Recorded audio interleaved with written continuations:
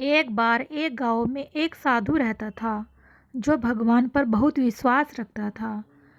एक बार वह साधु पेड़ के नीचे बैठा था और भगवान को याद कर रहा था। तो अचानक वहां बाढ़ आ गई। चारों तरफ पानी ही पानी। सब लोग अपने आप को बचाने के लिए ऊपर पहाड़ की तरफ भागने लगे। उनमें से एक आदमी देखा कि इस हालत में भी साधु जी भगवान की तपस्या कर रहे हैं। उसने सोचा कि ये अपने आप को बचाने के लिए कहीं जा क्यों नहीं रहे हैं। तो उसने साधु से बोला, अरे आप कहीं जा क्यों नहीं रहे हो? आप भी मेरे साथ ऊपर पहाड़ की तरफ चलो, नहीं तो डूब जाओगे।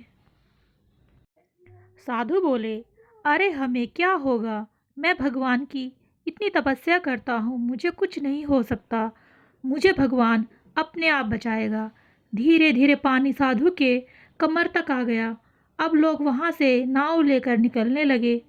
तो उनमें से एक साधु से कहा, अरे पानी आपकी कमर तक आ गया है, आप हमारे साथ चलो। तो साधु ने कहा कि नहीं नहीं, भगवान मुझे अपने आप बचाएगा। और वह नाव वाला भी वहाँ से निकल गया। कुछ देर बाद पानी इतना बढ़ गया कि साधु के सर तक पहुँच गया। और अब लोगों को बचाने के लिए हेलीकॉप्टर निकलने लगे। एक हेलीकॉप्टर साधु के पास आया, जो कि आखिरी हेलीकॉप्टर था। साधु के पास नीचे रस्सी फेंकी और बोला, इसे पकड़ो और ऊपर आ जाओ, नहीं आप डूब जाओगे।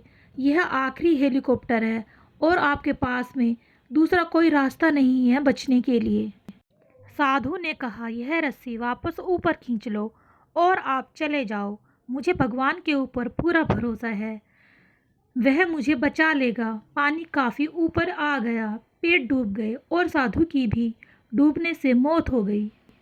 मरने के बाद साधु भगवान के पास गया और बोला, हे भगवान, मैंने पूरी जिंदगी आपकी तपस्या की, मेरा सारा जीवन आपकी आराधना करने में लगा दिया, फिर भी इतने भरोसे के साथ इंतज़ार किया कि तुम मुझे बचाने आओगे, लेकिन वहाँ मेरी डूबकर मौत हो गई और तुम नहीं आए, ऐसा क्यों? भगवान बोले, मूर्ख इंसान, एक नहीं 3 बार आया था। वो तीनों बार मैं ही तो था। पहला पैदल, दूसरा नाव के द्वारा और तीसरा हेलीकॉप्टर के द्वारा। लेकिन तुमने मेरा एक भी अवसर पहचान नहीं पाया। पता नहीं किसका इंतज़ार कर रहा था। इस तरह से ज़िंदगी में हमें ऊपर वाला बहुत से मौके देता रहता है, लेकिन हम सब उस मौके को ठुकरा कर पता नहीं किस चीज़ का इंतज़ार कर रहे होते हैं कि वो होगा तभी मैं करूँगा।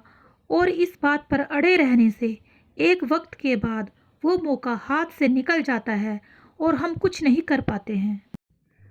तो किसी भी अच्छे समय का इंतज़ार मत करो। जो भी करना है आज और अभी से ही शुरू कर दो। तो दोस्तों, यह कहानी आपको कैसी लगी?